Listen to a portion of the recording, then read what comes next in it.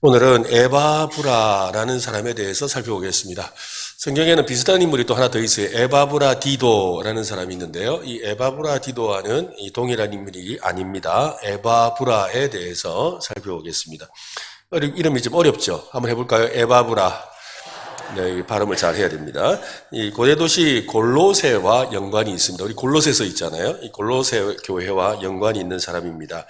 이 고대 도시였던 이 골로새는 현재 이 튀르키예, 터키 서부에 있습니다. 구체적으로는 데니즐리라는 이 도시의 동쪽 한 15km 정도에 떨어져 있는데요. 그곳에는 아직 발굴이 제대로 이루어지지 않아서 많은 고대 도시 유적들이 그대로 남아있는 지역입니다. 이 골로새는 복음의 씨앗이 꽃을 피울 만한 그런 땅이 아니었습니다. 이 지역은 원래 부르기아인이 사는 지방이었는데요. 서쪽으로 한 15km 가면 이 아시아와 연결되죠. 터키가 이제 아시아와 딱 경계를 기고 있거든요. 그러다 보니까 훗날 이 라오디게아 교회가, 라오디게아 도시가 더 발전하면서 이 골로새에도 아시아 쪽 헬라인들이 몰려왔습니다. 그래서 주전 223년부터 이 지역을 다스린 헬라의 안디오쿠스 3세는 이 바벨론 지역에 살던 유대인 200가정을 이 골로새에다가 강제 이주를 시켰습니다. 그래서 이 골로새에는 원래 골로새 지역에 사는 본토인과 또 헬라인과 유대인이 뒤섞여 살아가는 문화가 만들어지게 되었죠. 특히 종교에 있어서는 영혼을 중시하는 사상과 천사 숭배가 이렇게 강했습니다. 그 영향으로 교회에 인본주의 철학 사상이 들어와서 예수님을 하나님의 인간으로 가르치는 사람들이 있었어요. 예수님을 단순하게 그냥 인성을 가진 존재로 생각하는 영향이 있었습니다. 뿐만 아니라 또 반대로 예수님을 실제 사람이 아닌 어떤 실체가 없는 영적인 존재로 주장하는 사람도 있었어요. 이를 두고 바울은 자기 서신에서 아주 강력하게 경고했는데요. 한번 보세요. 골로새서 2장 8절 한번 읽어볼까요? 누가 철학과 헛된 속임수로 너희를 사로잡을까 주의하라. 이것은 사람의 전통과 세상의 초등학문을 따르며 그리스도를 따름이 아니니라. 이게 참 멋진 말입니다. 이 골로새에서는 상당히 우리가 좀 목사님들도 설교를 좀 잘 하지 않는 본문 중에 하나인데요. 이 골로새서에서는 특별히 학문적인 또 이단의 여러 가지 사상과 긴밀하게 연관이 있는 그런 서신입니다. 특별히 오늘 이 말씀이 어찌 보면 골로새서의 아주 핵심적인 말씀이라고 할 수가 있는데요. 철학과 헛된 속임수. 이게 바로 이 당시에 골로새 지역에는 아주 여러 가지 이 종교 그리고 철학의 사상들이 굉장히 많았다라는 것이지요. 그리고 그런 것들은 아주 단호하게 말합니다. 세상의 초등학문이다. 초등학문이라는 말이 무슨 말입니까? 초등학교 수준이다 이 말인 거예요. 그러니까 아무리 세상에 대단한 지식을 가진 것처럼 보이지만 그러나 그 지식은 하나님 보시기에는 어떤 수준이다? 초등학교 수준이다 이거예요. 그러니까 여러분 우리가 이 예수 그리스도를 알아가고 성경 지식을 알아가고 하나님의 지식을 배우는 것이 얼마나 높은 학문인지를 여러분 알아야 됩니다. 그래서 우리 요즘에는 뭐 별로 그런 일이 강조되지 않습니다만 과거에는 이 학문을 하면 인문학이 있잖아요. 그렇죠? 인문학이 있고 그다음 인문학이 위에 철학이 있거든요. 그다음 인간에 대한 학문이죠. 그리고 철학은 특별히 기원에 대한 이야기를 나누죠. 그리고 그 마지막이 바로 신학이에요. 그래서 이 유명한 우리가 뭐 세계적으로 유명한 대학이라고 하는 대학들이 있잖아요. 뭐 옥스퍼드 대학, 뭐 하버드 대학, 뭐 이런 캠브리지 대학 이런 데는 모든 학교에 뭐가 있느냐면 신학이 있어요. 신학이. 그래서 신학이 가장 높은 학문인 거예요. 네, 그렇게 생각했는데 어느새 이게 엉망이 되어서 그죠? 인간을 위한 학문이 가장 높은 것처럼 이렇게 전달되고 있는 그런 세상을 우리가 살고 있습니다. 이처럼 복음의 꽃을 피우기에는 여러모로 부적합한 장소가 골로새였습니다. 그러한 골로새 지역에 교회가 세워졌습니다. 놀라운 사실은 사도 바울이 그곳에서 복음을 전하지 않았다라는 것입니다. 사도 바울의 직접적인 선교와 상관없이 교회가 생겼어요. 그렇다면 여러분 골로새 교회를 세운 사람은 누굴까요? 누굴까요? 눈치 빠른 사람은 알죠? 누구라고요? 오늘 주인공. 그렇죠. 에바브라가 교회를 세운 주인공입니다. 그는 사도 바울이 에베소에서 2년 동안 두란노 서원에서 복음을 전할 때 아마 전도를 받은 것 같습니다. 아마도 에바브라와 함께 아키포와 빌레몬, 우리 전에 그 빌레몬과 오네시모에 대해서 우리가 살펴본 적이 있거든요. 네, 있습니다. 여러분 기억을 못 하셔도 했거든요. 네, 그래서 빌레몬이 있는데 이 3인방이 아마 골로새 교회를 세우는데 크게 공헌을 했던 것 같습니다. 빌레몬과 오네시모의 이야기가 당연히 빌레몬서, 또 골로새 교회를 배경으로 하고 있습니다. 오늘은 이 골로새 교회의 설립자였던 지도자였던 에바브라에 대해서 한 3가지 정도를 살펴보려고 하는데요. 사실 이 성경에 에바브라에 대한 내용이 많이 나오지는 않습니다. 에바브라는 이름을 검색하면 딱 3군데가 나오거든요. 그 3군데에 나오는데 그 3군데에 나오는 그 내용을 가지고 우리가 좀 말씀을 좀 살펴보려고 합니다. 성경에서 에바브라가 등장하는 것은 골로새서 1장과 4장과 빌레몬서입니다. 에바브라에 대해서 세 곳 모두에서 공통적으로 하는 말이 있어요. 그 에바브라를 평가하는 공통적인 말은 무엇이냐면 우리와 함께 그리스도 예수의 종이라고 그래요. 우리와 함께라는 건 사도 바울이겠죠. 사도 바울과 함께하는 그리스도 예수의 종이라고 했다는 거죠. 특별히 사도 바울의 동력자로서 함께 로마의 감옥에 있었습니다. 바울과 함께 수감되었던 건 아닙니다. 바울이 감옥 생활을 할 때 곁에서 함께 도움을 주었습니다. 에바브라는 바울이 로마 감옥에 있을 때 골로새 교회의 소식을 전해주었습니다. 그 소식을 듣고 기록한 서신이 바로 골로새서입니다. 바울은 이방인을 위한 사도로서 사역하면서 모든 지역과 도시를 방문할 수가 없었지요. 왜냐면 몸은 하나인데 오는 곳을 가질 수가 없죠. 지금처럼 이렇게 인터넷이 되는 것도 아니고 비행기가 있는 것도 아니니까요. 곳곳에 헌신적으로 신실하게 하는 일꾼들에 의해서 교회가 세워지는 것을 보고 그는 참 기뻐했습니다. 그 가운데 하나가 바로 이 골로새 교회입니다. 바울은 에바브라를 통해서 골로새 교회의 사정을 듣게 되었죠. 복음의 불모지와 같은 곳에 교회가 든든하게 세워졌다는 소식을 듣고 그는 흥분합니다. 골로새서 1장 6절인데요. 한 번 더 읽어보면 좋겠어요. 같이 시작. 이 복음이 이미 너희에게 이름에 너희가 듣고 참으로 하나님의 은혜를 깨달은 날부터 너희 중에서와 같이 또 온 천하에서도 열매를 맺어 자라는도다. 내가 가지도 않았는데, 내가 복음 전하지도 않았는데 세상에 골로새 교회에 대한 소식이 들리는데 온 천하에서도 열매를 맺고 있는 게 보이더라는 거예요. 바울은 골로새 교회 성도들이 복음을 받아들여서 하나님의 은혜 가운데 진리를 깨닫고 그 은혜를 누리고 있다고 합니다. 그 복음을 전해준 사람이 바로 누구라고요? 에바브라. 그래서 아까 읽었던 7절과 8절에 보면 이와 같이 우리와 함께 종된 사랑하는 에바브라에게 너희가 배웠나니 그는 너희를 위한 그리스도의 신실한 일꾼이요 성령 안에서 너희 사랑을 우리에게 알린 자다.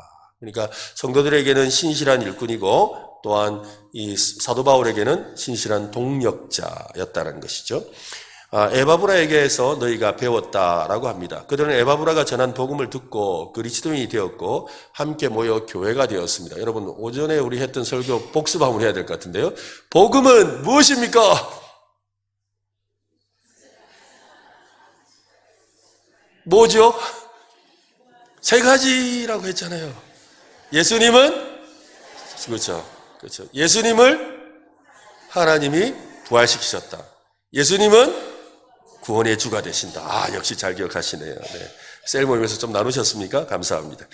에바브라는 골로새를 세우는데 크게 기여했습니다. 그뿐 아니라 요한계시록에 나오는 아시아의 7교회 가운데 아시아 7교회들이 있잖아요. 에서보도 사빌라. 그래가지고 제일 마지막 라우디게아거든요. 이 라우디게아 교회는 칭찬보다 좀 이렇게 책망을 많이 받은 교회죠. 이 라우디게아 교회 하면 제일 많이 생각나는 거 차든지 뜨겁든지 하라. 그죠? 차지도 않고 뜨겁지도 않다라는 말을 했는데 이 라우디게아 교회도 영향을 주었어요. 실제로 보면 제가 전에 한번 설명드린 적이 있는데 라우디게아를 중심으로 해서 양옆으로 골로새와 히에라볼리라는 도시가 있어요. 이 3도시가 같이 서로 붙어 있어요. 붙어 있는 도시가 우리로 치면 뭐예요? 여기 지금 청도, 영천, 이렇게 경산이 붙어 있는 것처럼 그렇게 붙어 있는 그런 도시죠.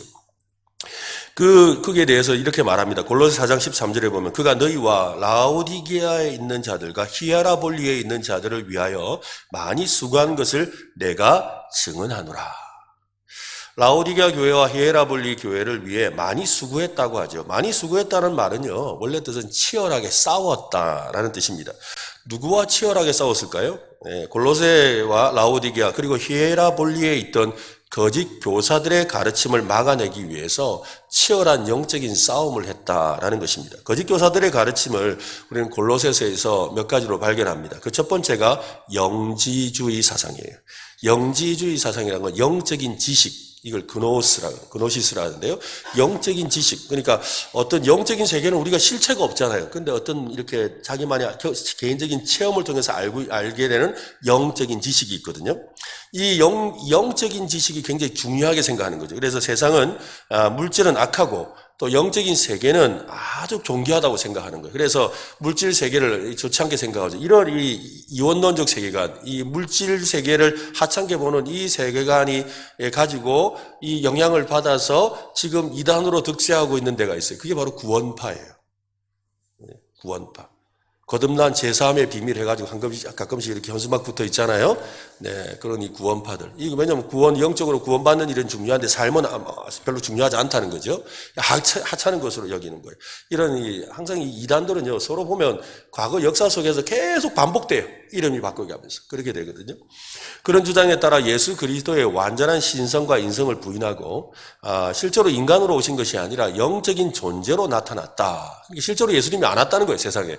그렇게 말하죠. 그들의 가르침은 그리스도의 신성과 성육신과 구속사역을 훼손하는 것이었습니다. 바울은 그러한 영지주의에 대항해서 성도들에게 그리스도는 보이지 아니하는 하나님의 형상, 즉 실체였다라고, 하나님이 실제로 나타난, 하나님이 보이지는 않지만 그 보이지 않는 하나님이 세상에 자기를 드러내시고 보여주신 실체가 바로 예수 그리스도다라고 말하는 거예요. 골로새 1장 15절인데요. 같이 한번 읽어봅시다. 시작. 그는 보이지 아니한 하나님의 형상이시요 모든 피조물보다 먼저 나신 자다. 일부 거짓 교사 중에는 그리스도인들도 유대 율법과 관습을 지켜야 된다고 주장하는 또 다른 이 가르침을 하는 사람들이 있었습니다. 그들은 할례와 음식 규정과 안식일 준수와 같은 율법적인 요구를 강요했습니다.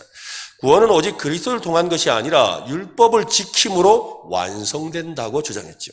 바울은 그와 같은 가르침에 대해서 아주 단호하게 선포를 했습니다. 아마도 에바브라는 이 세 지역에 널리 퍼져 있던 영적인 나태함과도 아마 싸웠을 겁니다. 요한계시록에 나오는 라오디게아 교회, 아까 심각한 문제가 뭐라 해서 차지도 않고 뜨겁지도 않다라고 한 것, 영적으로 자기 기만에 빠져서 열정을 잃어버린 채 믿음 생활하는 그 사람들에 대한 문제도 있었던 거지요. 그와 같은 문제는 사탄이 자주 사용하는 이 전술 중에 하나입니다.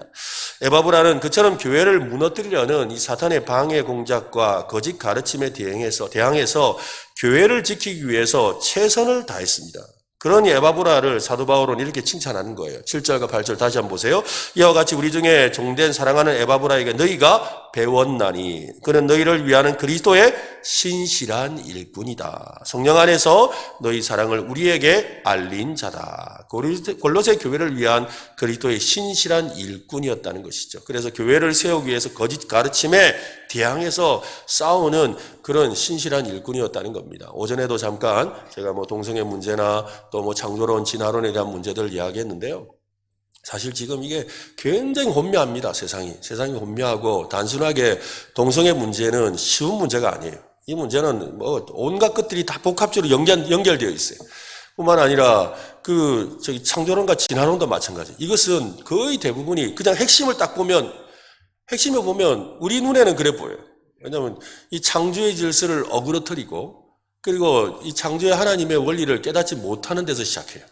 그런데 이것이 최근 들어서 더 심각하게 문제가 되는 것은 오늘날 이 시대를 포스트 모던 시대라고 그래요. 이 포스트 모던 시대의 가장 중요한 특징은 무엇이냐면 이 포스트 모던 시대는 포스트라는 건 모던 시대 이후란 뜻이에요. 이후가 포스트거든. 그러니까 모던 시대 이후. 그러니까 그전 시대는 모던 시대예요. 모던 시대를 흔히들 근대주의 시대라고 그러는 거죠. 근대주의 문화 속에서는 우리가 다 같이 이렇게 모여서 함께 어떤 진리, 그 다음에 주장하는 어떤 우리가 교리 이런 것들을 그대로 받아들이는 그런 시대였어요. 그런데 이 근대주의 시대가 넘어갔다는 거죠. 넘어가고 이제 그 다음 세대가 왔다는 거예요. 이 다음 세대를 포스트 모던 시대라 불러요.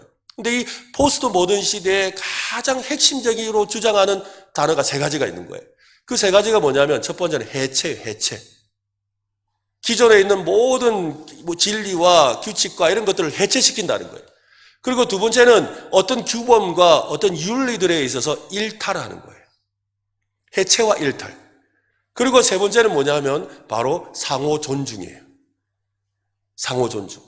그러니까 서로 각자가 다 다른 개개인을 인정하라는 거예요. 이거 생각이 다 다르다는 거예요. 이것을 우리가 조금 흔히들 우리 교회 안에서 주로 말할 때 그걸 뭐라고 표현하냐면 종교다원주의라고 하는 거예요.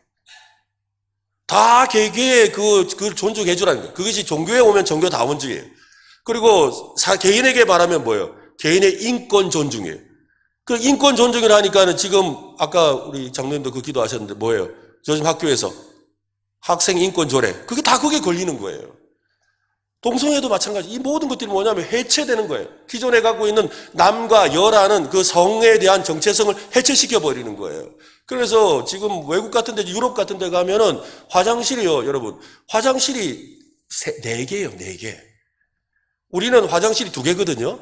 그리고 간혹 뭐예요? 그냥 남자 화장실, 여자 화장실, 남자 장애, 남자 화장실, 여자 장애, 여자 화장실.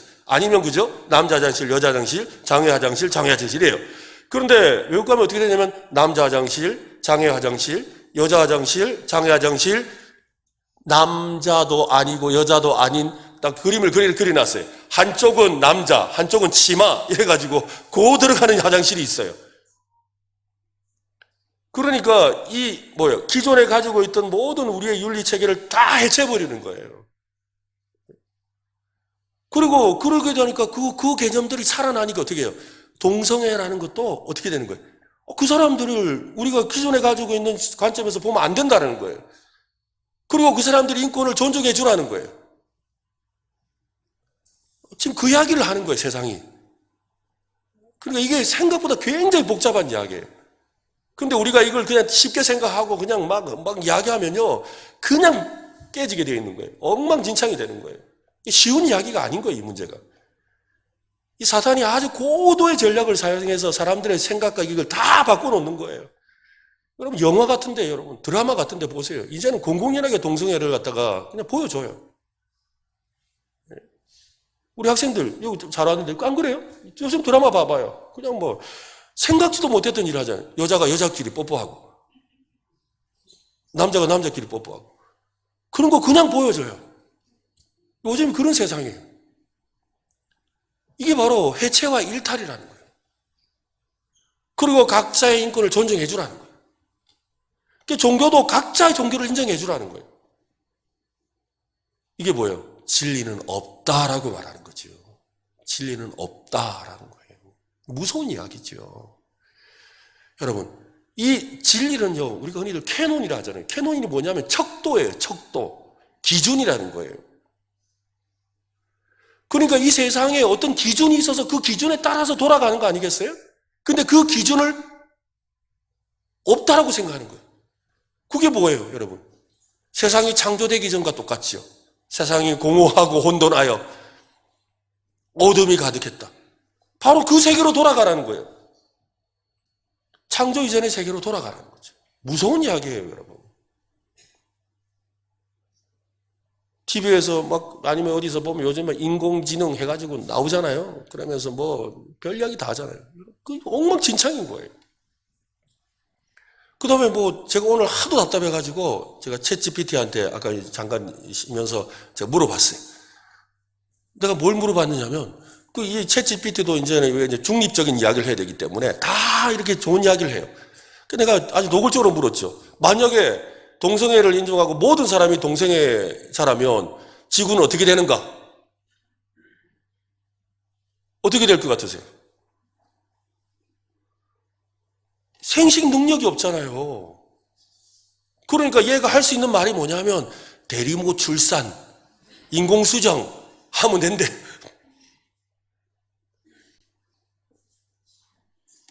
이 지금 사회가요. 그래서 여러분, 동성애자들 결혼을 인정한다고 하잖아요. 그게 맞다 안 맞다를 또 말하고 싶잖아요. 그 마음 또 갖고 또 논란되니까. 그런데 여러분, 결혼에 대한 개념이 깨져버린 거예요. 결혼을 뭘로 생각하는 거예요? 그냥 동거라고 생각하는 거죠. 여러분, 이거 심각한 문제예요, 여러분. 젊은이들 잘 생각해야 돼요.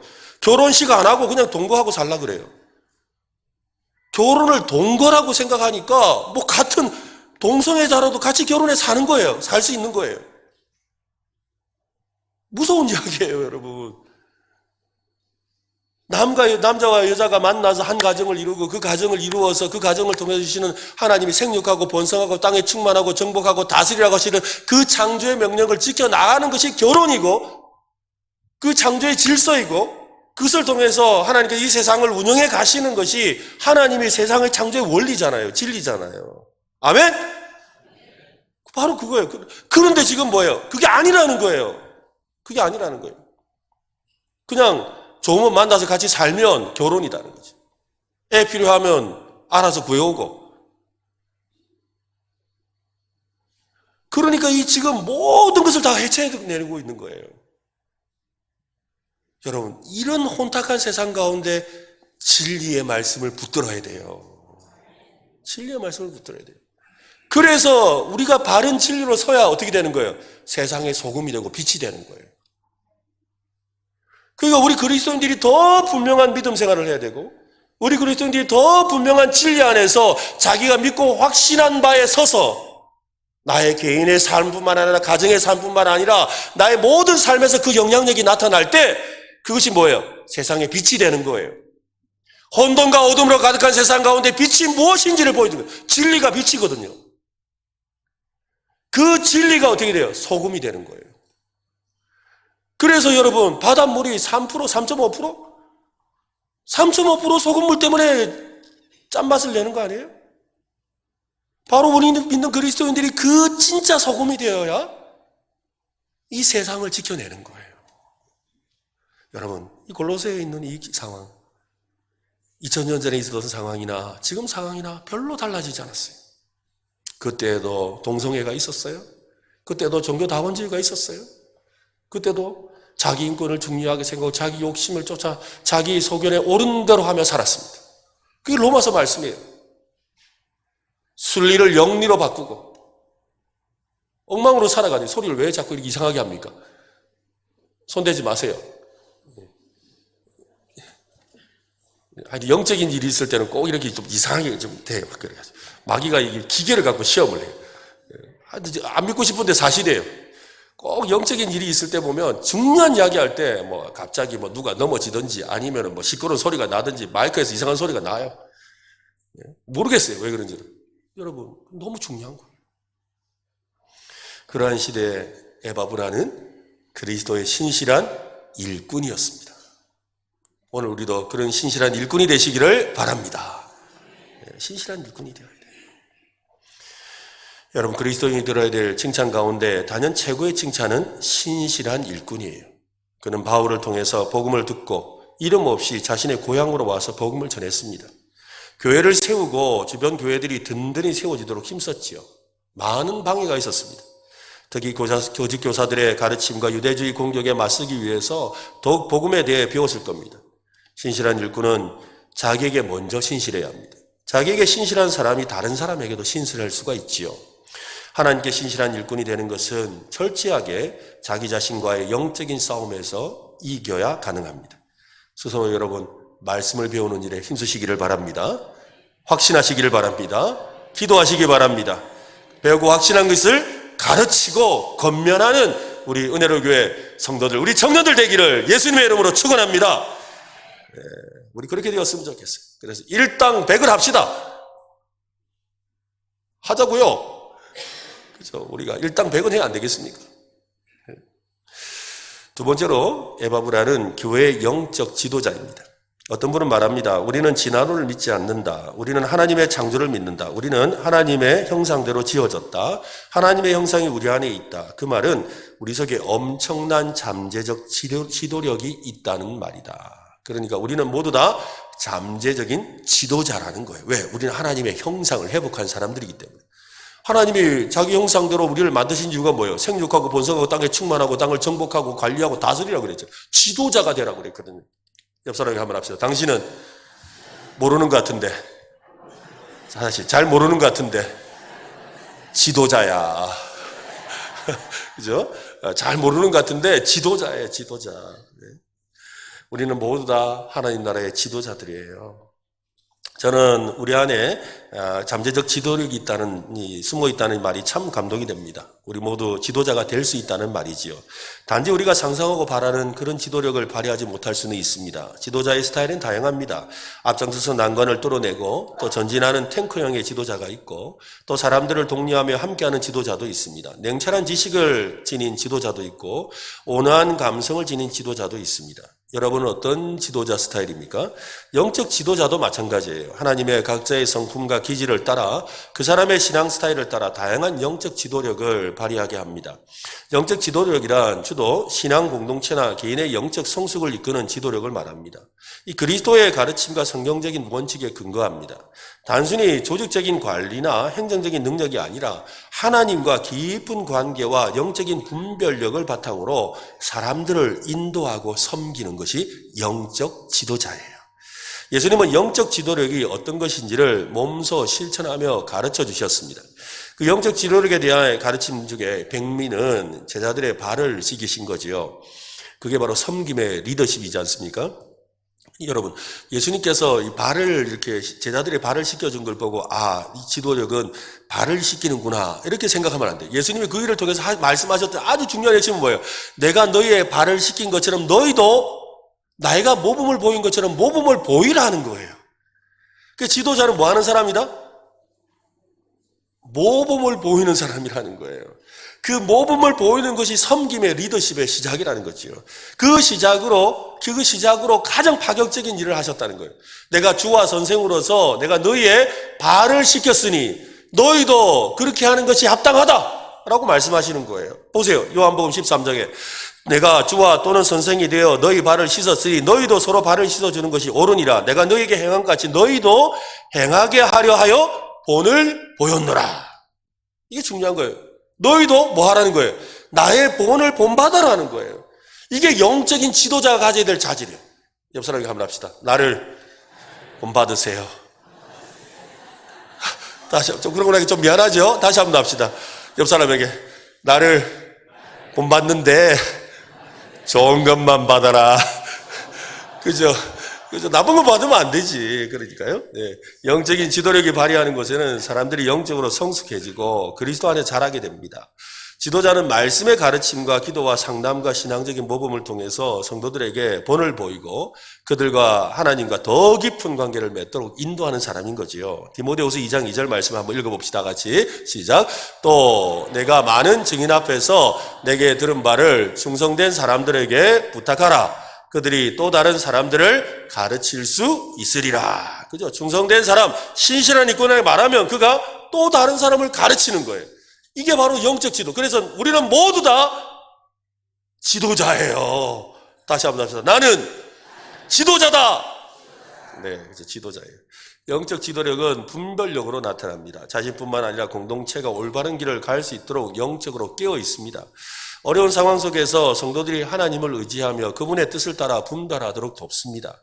가만히 에바보라를 한번 생각해 보세요. 그의 행적에 대한 기록이 많지 않지만 행한 사역과 열매들을 볼 때 그는 분명히 영적 지도력을 지닌 사람이었습니다. 바울은 에바보라를 통해서 골로새 교회에 대한 소식을 들었습니다. 에바브라와 함께 온 사람들로부터 그의 삶과 사역에 대해서 다시 들었지요. 그러니까 에바브라가 이제 자기가 와서 바울 선생님, 제가요, 가가지고요, 골로새 개척했거든요. 하고 막 하면서 우리 성도들 너무 좋아요. 그렇게 했어요. 그러니까 제가 지금 지 자랑하는 건지 아니면 실제 일어난 건지 조금 바울이 의심할 수 있잖아요. 그런데 골로새에서 온 사람들이 와서 말하는데 보니까 사실이다 이 말이에요. 인정했다는 거죠. 바울에게는 성령님께서 각 사람에게 주시는 생각과 사람을 분별하는 지혜가 있습니다. 그런 바울이 에바브라에 대해서 평가하는 것을 보십시오. 골로새 4장에 보면요. 그리스도 예수의 종인 너희에게서 온 에바브라가 너희에게 문안하느니라. 그가 항상 너희를 위하여 애써 기도하여 너희로 하나님의 모든 뜻 가운데서 완전하고 확신 있게 서기를 구하니 그가 너희와 라오디게아에 있는 자들과 히에라볼리에 있는 자들, 그러니까 지금 너희는 골로새거든요. 골로새와 라오디게아와 히에라볼리에 있는 자들을 위하여 많이 수고하는 사람이었다지요. 에바브라는 앞에서 설명한 영적인 지도력을 모두 겸비하고 있습니다. 그가 발휘한 모든 지도력은 많이 수고하는 것이라는 말 속에 담겨져 있습니다. 에바브라는 지금 골로새 교회를 떠나서 로마에 있습니다. 그는 골로새 교회를 향한 생각을 한시도 내려놓지 않았습니다. 그런 에바브라의 모습을 옆에서 지켜보던 바울은 너희를 위하여 애써 기도하여 너희로 하나님의 모든 뜻 가운데서 완전하고 확신 있게 서기를 기도하고 있다라고 하죠. 이 표현은 바로 에바브라가 영적인 지도자라는 것을 보여주는 증거입니다. 즉 그들의 영혼에 대해서 관심이 있다는 거죠. 우리도 옆 사람의 영혼에 관심을 가져야 돼요. 그 영혼에 관심을 가지는 사람이 영적 지도자예요. 얼마 전에 우리 부목사님과 함께 설교에 관한 주제로 이렇게 대화를 나눈 적이 있습니다. 그 대화 중에 이 설교에는 이 두 가지 설교가 있다고 제가 이야기를 해줬거든요. 설교는요, 사역적 설교와 목회적 설교가 있어요. 죄송합니다. 우리 찬양도 마찬가지인데요. 찬양도 사역적 찬양이 있고 목회적 찬양이 있어요. 여러분, 제가 찬양인도 좀 잘하죠? 그죠? 기도인도 잘하죠? 저는요, 앞에 있는 우리 찬양팀처럼 그래는 못해요. 저는 목회적 찬양을 하기 때문에 그래요. 그러니까 목회적 찬양과 사역적 찬양이 있어요. 그러니까 이 설교도 사역적 설교와 목회적 설교가 있어요. 사역적 설교라는 게 뭐냐면 부흥의 강사들, 또 어디 무슨 청소년 집회, 청년 집회 강사들, 그런 분들은요 사역적 설교를 하는 거예요. 아주 강력하고 힘 있고 그렇지요. 그렇지만 한번 싸지르고 가면 돼요. 그냥 한번 와서 막 실컷 한번 하고 가면 된다고. 그게 사역적 설교예요. 그러니까 시원하죠, 뭐. 시원하고 막 속이 막 시원한 거 뻥 뚫리는 것 같아요. 근데 여러분, 목회적 설교는 그런 설교하면 못해요. 저도 이렇게 설교하려고 서면 눈에 밟히는 사람이 너무 많아요. 이 설교하면 저 사람이 걸리고 저 설교하면 이 사람이 걸리거든. 그러니까 칼이 무뎌지는 거예요. 그런데 그냥 한 번 와서 하는 사람은 뭐예요? 그냥 하는 거예요. 그러니까 이게 사역적 설교와 이 목회적 설교는 다른 거예요. 목회적 설교는 사역적 설교에 비해서 영적인 도전이나 감동은 덜합니다. 하지만 영혼을 사랑하는 마음이 담긴 설교지요. 성도들을 위해 매일 이 먹는 밥을 짓는 설교입니다. 성도 개개인의 영적인 상태를 생각하며 밥을 짓고 반찬을 준비하는 설교입니다. 이 사역자가 아니라 목회자가 되려면 그런 밥을 지어 성도를 먹이려는 마음으로 충만해야 되죠. 저는 목회자가 되고 싶거든요. 그래서 목회적 설교를 하려고 노력합니다. 별로 잘 감동이 안 오시는구나. 제가 목회적 설교를 하고 있어요. 목회적 설교를. 여러분한테 어떻게 하든지 그냥 뭐 잘 짓는 밥은 아니지만 매일 따뜻한, 그죠? 김이 모락모락 나는 그런 밥 지어서 그냥 막 김치, 그죠? 신김치에다 그냥 물 말아서 먹더라도 그런 걸 여러분한테 드리고 싶은 게 제 마음이에요. 그런 마음. 그게 목회적 마음이에요. 오늘 에바브라가 그런 사람이었다는 거죠. 에바브라는 목회하는 사람이었어요. 그는 골로새 교인들을 진심으로 사랑했습니다. 그들의 영적인 성장과 성숙에 진심이고 전심이었지요. 그런 훌륭한 영적 지도자와 함께하는 교회는 행복한 교회입니다. 저도 그런 목회자가 되도록 노력하고 있는데 여러분, 제가 더 노력할 테니까 기도 많이 해주세요. 격려 많이 해주세요. 네. 여러분, 우리 여기 있는 셀 리더들도 마찬가지죠. 그렇죠? 우리가 목회하는 거예요. 영적인 이런 목회자가 되셔서, 영적 지도자가 되셔서 우리 셀원들을 돌아보고 또 섬길 수 있다면 우리 교회가 더 은혜롭고 더 풍성한 역사가 일어날 줄로 믿습니다. 그죠? 뭐 좀 못해도 괜찮아요. 좀 부족해도 괜찮아요. 그러나 우리 오늘 함께 모인 지체들과 함께 그 은혜를 나누고 그 사랑을 나누고 함께 기도하고 함께 힘을 얻으려고 하는 그런 지도력을 발휘한다면 그 안에 주님의 사랑이 나타나고 능력이 나타나고 기적이 나타나고 하나님의 놀라운 일이 펼쳐질 줄로 믿습니다. 에바브라에 대한 몇 절의 설명에는 그가 기도의 사람이었음을 굉장히 강조합니다. 단지 교회를 세우고 섬기기만 한 것이 아닙니다. 교회와 성도들을 위해 지속적으로 기도하는 중보 기도자였습니다. 그는 골로새와 라오디게아 그리고 히에라볼리에 있는 성도들을 위해 끊임없이 기도하며 그들의 하나님의 뜻 가운데서 완전하고 확신하게 서기를 간구했다고 사도 바울이 칭찬하잖아요. 12절, 골로새 4장 12절이죠. 한 번 더 같이 한번 읽어봅시다. 4장 12절 같이 시작. 그리스도 예수의 종인 너희에게서 온 에바브라가 너희에게 문안하느니라. 그가 항상 너희를 위하여 애써 기도하여 너희로 하나님의 모든 뜻 가운데서 완전하고 확신 있게 서기를 구하나니. 항상 애써 기도하여. 이 말은 에바브라가 얼마나 교회를 위해 중보기도 했는지를 보여줍니다. 그의 기도하는 모습은 우리도 본받아야 합니다. 그는 기도하는 일에 애썼습니다. 간절히 힘쓰며 기도했습니다. 기도하는데 열심이었습니다. 기도하는 일에 열심을 내어야 합니다. 에바브라가 중보기도한 내용은 이것입니다. 모든 성도가 하나님의 뜻 가운데서 완전하고 확신 있게 서는 것, 이거였죠. 우리도 여러분 이렇게 기도할 수 있기를 바랍니다. 우리 은혜로 교회가 그저 모든 성도가 하나님의 뜻 가운데서 완전하고 확신 있게 서게 하여 주옵소서. 그죠? 이 기도를 해야 되는 거예요.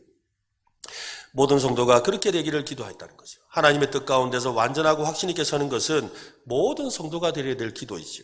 교회를 위한 중보기도자라면 당연히 제일 첫 번째로 기도해야 될 내용입니다.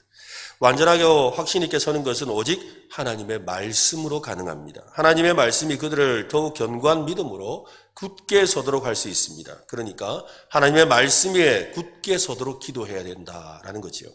우리도 에바브라처럼 교회와 성도들을 위해 여러분 말씀 위에 굳게 서는 우리 지체들, 우리 교회 되도록 기도합시다. 우리의 영원한 중보자이신 예수님은 우리에게 중보기도에 대해서 말씀하셨습니다. 요한복음 17장에 보면 예수님의 대제사장 기도, 중보기도로 알려진 본문이 나옵니다. 예수님께서 중보기도 하시는 내용을 이렇게 들려주셨죠. 그래서 제자들이 듣고 그걸 요한복음에 기록한 거 아니겠어요? 그러니까 뭐예요? 들려준 이유는 뭐겠어요? 들려준 이유가 뭘까요? 왜 들려줬어요? 자랑한다고? 나 이렇게 기도 잘한다고? 왜요? 제발 대답해 주세요. 왜 들려줬어요? 니도 그래 해라 이 말이죠. 그죠? 너도 그렇게 해라 그 말이잖아요. 예수님이 제자들을 위해 중보기도한 내용은 이렇습니다. 첫째로 제자들이 세상의 유혹과 악에서 보존되게 하여 주옵소서. 세상의 유혹과 죄악으로부터 보존하여 주옵소서. 두 번째로는 주님의 기쁨이 충만하게 하옵소서. 세 번째로는 진리의 말씀으로 거룩해지게 하옵소서. 네 번째는 주님을 증거하며 살게 하여 주옵소서. 다섯 번째는 제자들이 서로 하나 되게 하여 주옵소서. 여섯 번째는 하나님의 사랑을 증거하게 하여 주옵소서. 지금 예수님의 이 기도는 완전한 기도 같아요. 다시 보세요. 제자들이 어떻게 된다고요? 세상의 유혹과 죄로부터 보호하여 주옵소서. 우리 성도들이 세상의 유혹과 죄로부터 보호하여 주옵소서. 또 하나님의 그 기쁨이 충만하게 하옵소서. 또 주님의 진리의 말씀으로 그들의 삶이 거룩해지게 하옵소서. 주님을 담대하게 증거하는 삶이 되게 하옵소서. 제자들이 서로 하나 되게 하여 주옵소서. 우리 교회가 하나 되게 하여 주옵소서. 하나님의 사랑을 힘있게 삶으로 드러내며 증거하게 하여 주옵소서. 이 6가지를 늘 생각하며 교회와 성도를 위해 기도하는 우리 모두 되시기를 바랍니다. 예수님은 중보기도에 대한 부담만 주신 것이 아닙니다. 기도자에게 영적인 권세와 능력도 주셨지요. 마태복음 16장에 보면 내가 천국 열쇠를 내게 주느니 내가 땅에서 무엇이든지 매면 하늘에서도 매일 것이요 내가 땅에서 무엇이든지 풀면 하늘에서도 풀리리라. 마태복음 18장 18절에는 진실로 너희에게 이르노니 무엇이든지 너희가 땅에서 매면 하늘에서 매일 것이요 무엇이든지 땅에서 풀면 하늘에서 풀리리라. 2번이나 말씀하셨어요. 매고 푼다라는 이 표현은 사탄을 결박할 때 사용하는 단어입니다. 하나님은 하나님의 뜻을 이루기 위해서 기도하는 사람을 사용하신다는 말이죠. 이 기도하는 사람이 기도할 때 어떻게 해요? 사탄의 권세가 묶인다 이 말이에요. 우리가 기도할 때 사탄이 맥을 못 추게 됩니다. 그 이야기라는 거예요. 성도들의 영적인 권세는 성도들 자신에게 있는 게 아니죠. 예수 이름에 있습니다. 우리가 소유한 예수 이름의 능력이 있습니다. 그래서 요한복음 14장 14절에 내 이름으로 무엇이든지 내게 구하면 내가 행하리라. 중보기도는 하나님의 기적을 가져오는 열쇠입니다. 여러분 이 열쇠를 우리가 가지고 있음을 믿으시기를 바랍니다. 어떤 분은 말합니다. 사도행전 2장에서 초대교회는 10일을 기도하여 성령을 받았다. 베드로는 단 10분 설교하고 3,000명이 구원받았다. 그러나 우리는 어떻는가? 우리 교회는 10분을 기도합니다. 그리고 10일 동안 설교하고 있지는 않습니까? 네, 맞습니다. 교회는 중보기도하는 성도들을 통해 하나님의 역사가 일어나야 합니다. 기도는 그리스도를 통해 하나님의 구원의 능력이 임하게 하는 가장 빠른 방법입니다. 우리는 지금 어느 때보다 기도해야 될 이유가 있지요. 교회 영적인 지도자여 목회자인 저를 위해서 여러분 기도 많이 해주세요. 여러분 기도 많이 해주세요. 제가 바르게 서서 진리의 말씀을 잘 전할 수 있도록 그 말씀을 듣고 많은 사람들이 몰려와서 하나님의 말씀으로 변화되고 새로워지도록 기도해 주시기를 바랍니다. 교회를 위해서 기도하셔야 합니다. 교회가 진리의 은혜 안에 굳게 서서 정말로 우리에게 맡겨진 그 사명을 잘 감당하고 서로 예수 안에 사랑을 베풀고 그 사랑의 향기가 온 세상을 진동하게 되는 역사가 일어나도록 기도해야 합니다. 또 나라를 위해서 기도해야 되겠죠. 오늘 제가 아까 여러 가지 이 시대에 지금 어려운 문제들을 이야기했습니다. 기도할 때입니다. 정말로 기도해야 됩니다. 진리에 바로 우리 교회들이 바른 진리에 서도록 기도해야 되고요. 그 진리를 바르게 전파할 수 있도록 기도해야 되고 그래서 이 세상이 바르게 공의와 정의를 실행하는 세상이 되도록 기도해야 돼요. 그리고 온 세계에 하나님의 나라가 확장되도록 기도해야 합니다. 그렇게 중보기도하는 에바브라와 같은 신실한 일꾼, 영적인 지도자, 기도의 증보자 되시기를 예수님의 이름으로 축원합니다.